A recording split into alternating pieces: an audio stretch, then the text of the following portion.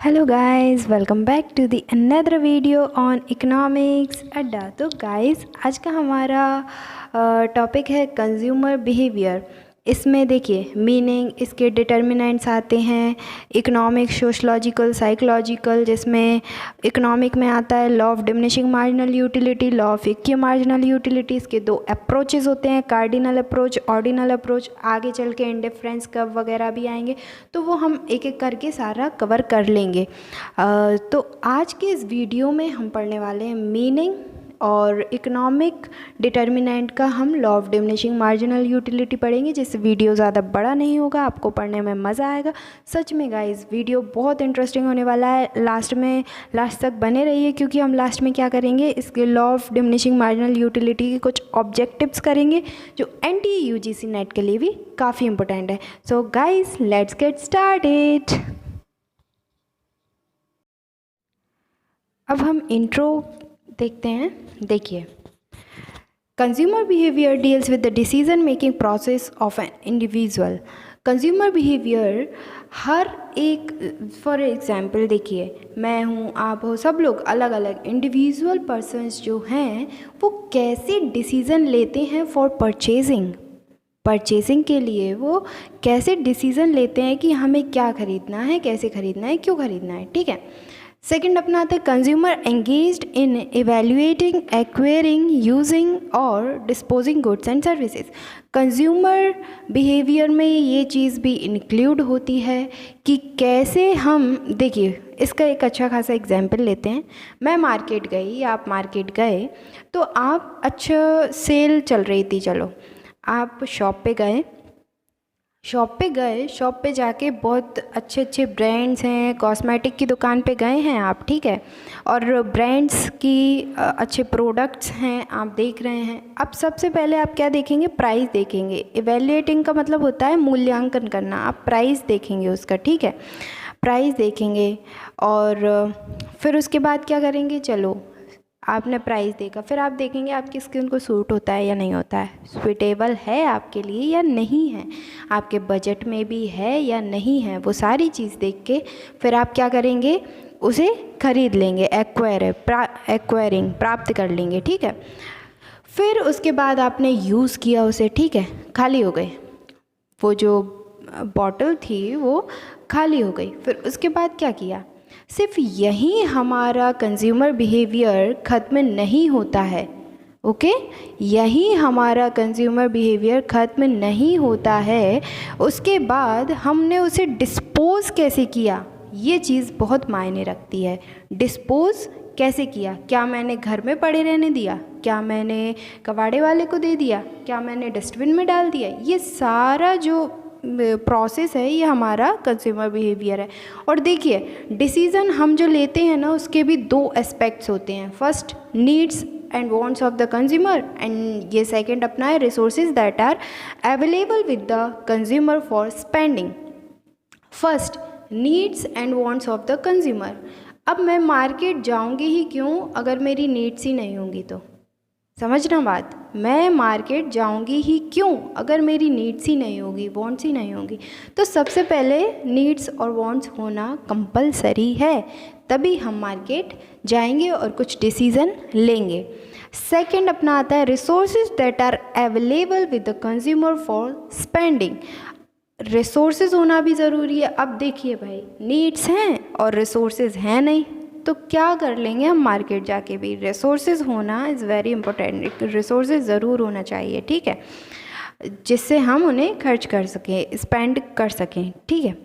अब अपना आता है fourth point is it also include what, where and how of purchase and experience. इसमें क्या, देखिए इसका एक अच्छा खासा एग्जाम्पल देती हूँ। कोई आपका फ्रेंड है XYZ, कोई भी, वो कोचिंग जाता है, ठीक है, कोचिंग जाता है कोई, अब आपको भी ज्वाइन करनी है, तो आप उसका क्या एक्सपीरियंस पूछेंगे कि क्या वहाँ अच्छा पढ़ाया जाता है, क्या वहाँ नोट्स अच्छे प्रोवाइड किए जाते हैं। तो हर चीज़ वो जान के फिर आप उसके बाद आप उस कोचिंग को ज्वाइन करेंगे। तो बस यही इस पॉइंट का मतलब है, समझने का कोशिश कीजिए। और देखिए, जब भी आप एग्ज़ाम में लिखें तो ABCD ऐसे डाल के या फिर स्टार बना के कुछ भी ऐसे पॉइंट्स लिखिएगा, क्योंकि इससे देखिए कोई चेकर है जो चेक कर रहा है वो क्या करेगा कि ऐसे गिनने नहीं बैठेगा कि D कितने नंबर पे आता है, F कितने नंबर पे आता है, E कितने नंबर पे आता है। अगर 5 मार्क्स का क्वेश्चन है तो आपको इसमें 4 मार्क्स तो मिल ही जाएंगे, है ना। समझिए बात, 4 मार्क्स तो मिल ही जाएंगे। वो ऐसे गिनने नहीं बैठेगा, वो देखेगा हाँ यार सही है, चलो ठीक है ना। तो ये चीज़ आप ज़रूर एग्ज़ाम में अप्लाई कीजिए। चलिए आगे बढ़ते हैं। अब बात करते हैं डिटर्मिनेंट्स की। फर्स्ट अपना है economic, second is sociological, third is psychological. तीन डिटर्मिनेंट्स होते हैं कंज्यूमर बिहेवियर के। ओके, इकोनॉमिक में अपना आता है इनकम और इकोनॉमिक थ्योरीज। इनकम में देखिए क्या होता है कि फॉर एग्जांपल मेरी 15,000 इनकम है। अब 15,000 इनकम है, इसमें मैं 15,000 से ही जो बनेगा अंदर उसके मैं उतना परचेज़ करूँगी। बहुत ऐसा तो है नहीं कि 15,000 इनकम है और 1 लाख का मैंने कुछ सामान खरीद लिया, होगा ही नहीं, परचेजिंग होगी ही नहीं ऐसे, ठीक है। और अगर ज़्यादा इनकम है जैसे कि 1 लाख है, 2 लाख है, तो उसके अकॉर्डिंग फिर परचेज़ करते हैं, ठीक है। और जैसे कम इनकम है तो कम इनकम के अकॉर्डिंग हम परचेज़ करते हैं। Income reflect purchasing power, higher the income higher is the purchasing power. Higher अगर ज़्यादा इनकम है ज़्यादा परचेज़ करेंगे, कम इनकम है कम परचेज़ करेंगे, ठीक है। अब हम आगे बढ़ते हैं इकोनॉमिक थ्योरीज। अब इकोनॉमिक थ्योरी 2 हैं, law of diminishing marginal utility and law of equi marginal utility. Law of diminishing marginal utility को अब हम पढ़ेंगे। Law of diminishing marginal utility, सबसे पहले हम देखते हैं यूटिलिटी का मतलब क्या है। The want satisfying power of the commodity is called utility। मतलब कोई भी कमोडिटी मैं कंज्यूम कर रही हूँ उससे मिलने वाला जो सेटिस्फैक्शन है उसे हम यूटिलिटी कहते हैं। Okay, now marginal utility. Marginal मतलब होता है एडिशनल। क्या? Additional. When consumer consumes a particular commodity continuously, then the utility derives from each successive unit goes on diminishing। इसे हम देखिए एग्जाम्पल से समझते हैं। जैसे आपको बहुत ज़ोर से भूख लगी है, मान लीजिए, ठीक है। एग्जाम्पल, आपको बहुत ज़ोर से भूख लगी है, आप घर गए, आपकी मम्मा ने बोला लो बेटा खाना खा लो। 1 चपाती जब आपको दी तो उससे जो आपका सेटिस्फेक्शन जो है लेवल वो थोड़ा कम था, इसलिए आपको और चाहिए थी, ठीक है। चपाती थोड़ी टेढ़ी है, एडजस्ट कर लीजिए। फिर आपने दूसरी चपाती खाई तो आपको बड़ा मज़ा आया, बहुत सेटिस्फेक्शन मिला, आपको एक और खानी थी, आपने 1 चपाती और खा ली, ठीक है। बस अब आपका यहाँ क्या, पेट भर चुका है। 1 चपाती खाई जब आपका सेटिस्फेक्शन थोड़ा कम था, इंक्रीज़ होने लगा था, ठीक है। सेकंड में आपने जैसे ही सेकंड चपाती खाई तो आपको बड़ा आनंद आया, अच्छा भोजन अच्छा है ना। थर्ड आपने जो खाई उस तो आपका यहाँ पेट भर गया, ठीक है। अब मम्मा ने ज़बरदस्ती आपको 1 चपाती और दे दी, ले बेटा और खा, ले बेटा और खा। तो 4th चपाती में क्या हुआ कि आपका सेटिस्फेक्शन लेवल जो है वो 0 हो गया। यहाँ आपको नहीं खानी थी फिर भी आपने खाई, मम्मा ने 1 चपाती और खिला दी, ले और खा। फिर अब यहाँ क्या हुआ, आपका जो मार्जिनल यूटिलिटी है वो नेगेटिव चली गई। क्या? नेगेटिव चली गई। अब आपको वॉमिट हो जाएगी, अब आप नहीं खा पाएंगे। क्या? अब आप नहीं खा पाएंगे। तो यही है हमारा marginal utility. When consumer consumes a particular commodity, particular commodity, एक ही चीज़, ऐसा नहीं कि आपने एक बार चपाती खाई, एक बार मैंगो खाया, एक बार एप्पल खाया, नहीं, आपको सिर्फ चपाती खा रहे हैं तो चपाती खाते रहना है, मैंगो खा रहे हैं मैंगो खाते रहना है, एप्पल खा रहे हैं एप्पल खाते रहना है। जो भी आप कंज्यूम कर रहे हैं वही पर्टिकुलर कमोडिटी होनी चाहिए और कंटिन्यूस आप खा रहे हैं तो मार्जिनल यूटिलिटी अप्लाई होती है उस चीज़ पे।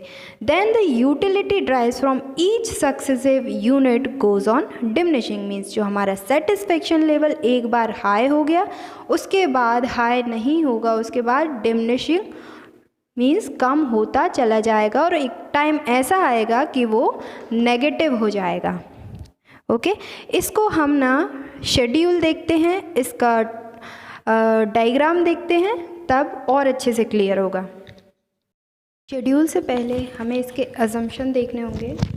सबसे फर्स्ट हमारा है होमोजीनियस गुड, मतलब एक ही गुड हमें कंज्यूम करना है। जैसे मैंगो खा रहे हैं तो सिर्फ मैंगो ही खाना है, ठीक है।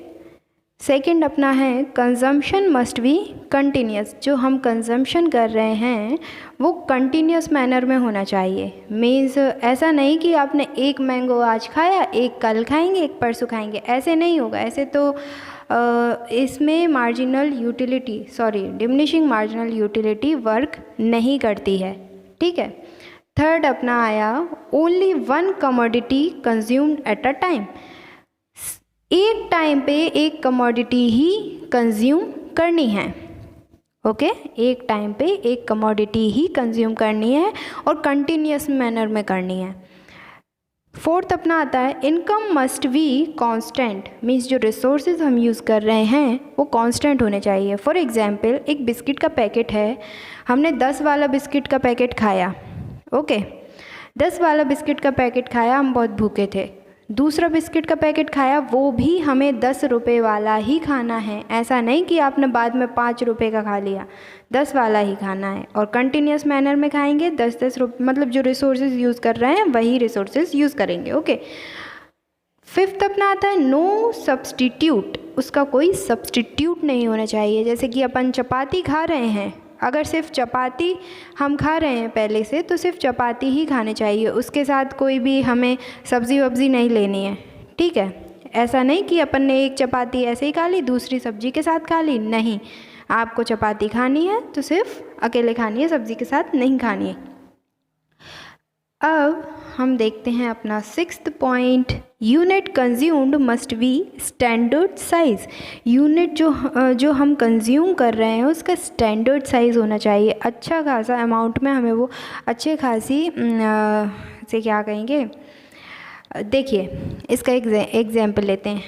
हमने 1 गिलास पानी पिया, प्यासे थे, हमने 1 गिलास पानी पिया तो हमें सेटिस्फेक्शन मिल गया, और हमने दूसरा गिलास पिया तो हमारा सेटिस्फेक्शन लेवल चलो ठीक है चल जाएगा। तीसरा हमने पिया तो नेगेटिव चला जाएगा, हमें अब नहीं पीना है, ठीक है। लेकिन वही पानी हमने एक स्पून से पिया, ठीक है, एक स्पून से पिया तो क्या होगा कि जो हमारा सेटिस्फेक्शन लेवल है वो बढ़ता जाएगा, घटेगा नहीं, बढ़ेगा, ठीक है। घट तो सकता ही नहीं, क्योंकि हम एक एक स्पून पिएंगे तो हमारा सेटिस्फेक्शन लेवल तो बढ़ेगा ना यार, क्योंकि हम प्यासे हैं। ओके, अब हम इसका कर्व देखते हैं और शेड्यूल। अब हम शेड्यूल देखते हैं। देखिए क्वांटिटी, यहाँ चलिए ले लीजिए मैंगो, ठीक है, 1 मैंगो, फिर 2 3 4 5 6। ओके, अब मार्जिनल यूटिलिटी, सबसे पहले सेटिस्फेक्शन हमें 8 यूटिल्स का हमें मिला, ठीक है, 1 मैंगो कंज्यूम करने पे। फिर हमने दूसरा कंज्यूम किया तो हमारा थोड़ा सेटिस्फेक्शन लेवल कम हो गया, 2 यूटिल्स इसमें से गायब, 6 यूटिल्स का हमें सेटिस्फेक्शन मिला। फिर हमने तीसरा मैंगो और खाया तो हमारा सेटिस्फेक्शन लेवल और कम हो गया। फिर हमने 4th मैंगो खाया तो हमारा सेटिस्फेक्शन लेवल और कम हो गया। फिर हमने 5th मैंगो जैसे ही कंज्यूम किया हमारा सेटिस्फेक्शन लेवल 0 हो गया। फिर उसके बाद 6th मैंगो हमने कंज्यूम किया तो हमारा जो सेटिस्फेक्शन है वो माइनस में चला गया। क्या हुआ? माइनस में चला गया। अब हम और नहीं खा सकते हैं, ठीक है।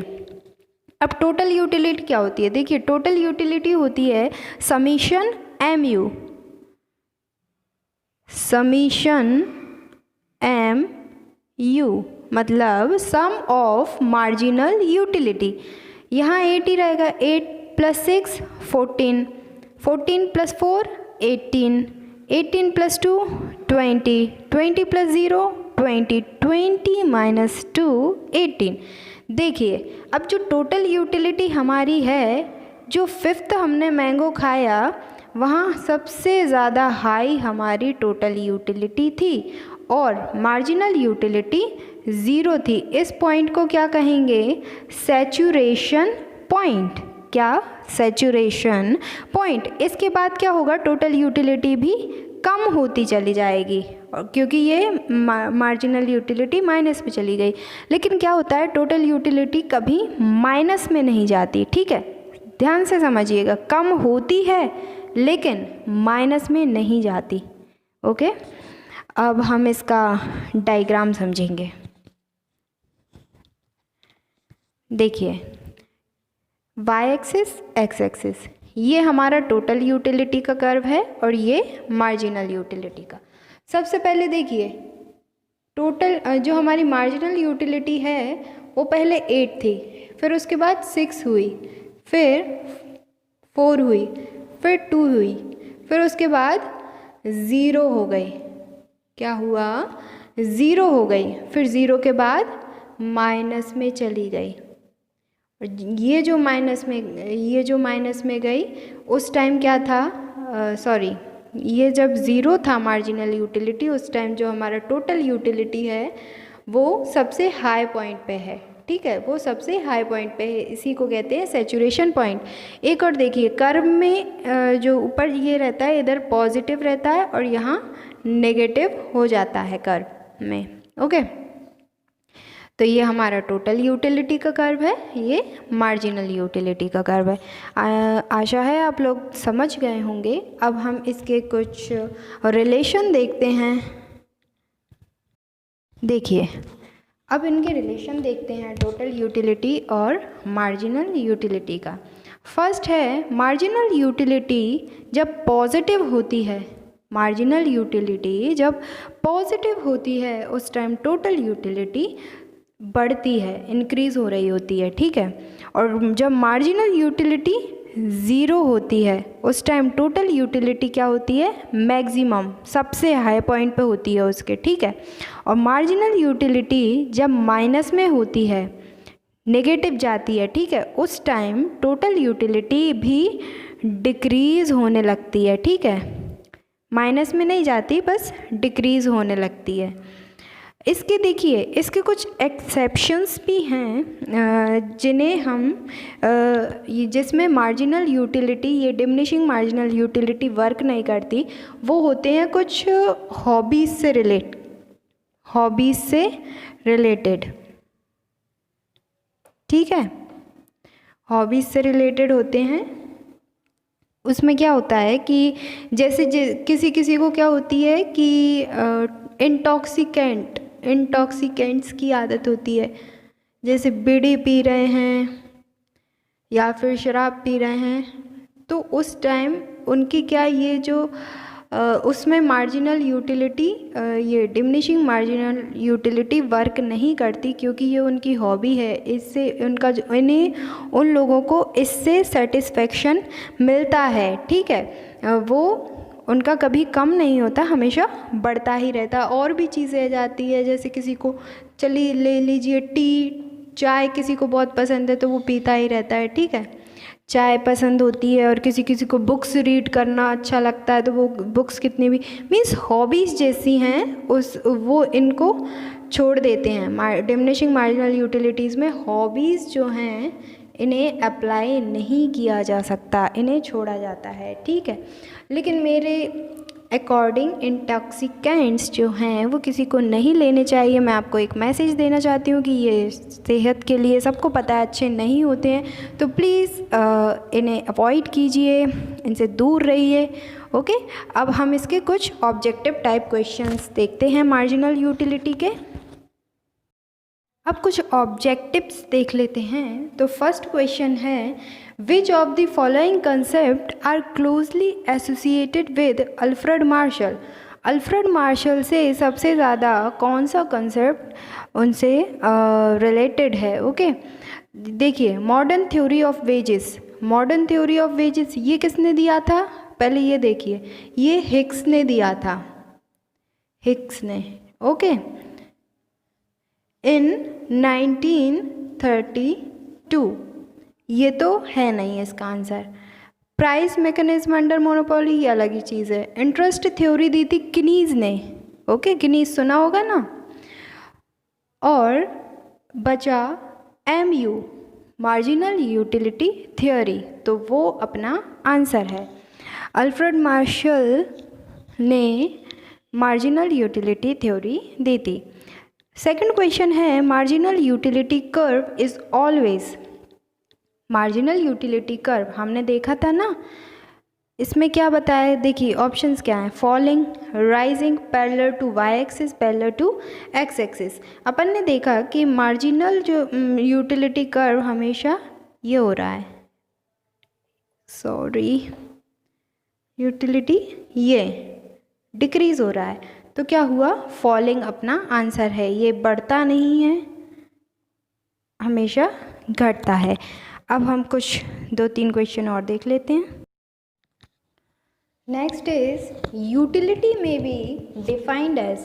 देखिए अपने पास ऑप्शंस क्या क्या हैं, the power of a commodity to satisfy wants, second usefulness of a commodity, third total utility is maximum and constant, fourth desire for a goods. अब इसमें से क्या आपको सही ऑप्शन लगता है, देखिए हमने पढ़ा था ना, want satisfying power of the commodity और the power of a commodity to satisfy wants, ये है हमारा right answer। okay second is utils is a term measure by। utils means utility को हम किस टर्म में मेज़र करते हैं, utils में, ठीक है। किसने दिया था ये,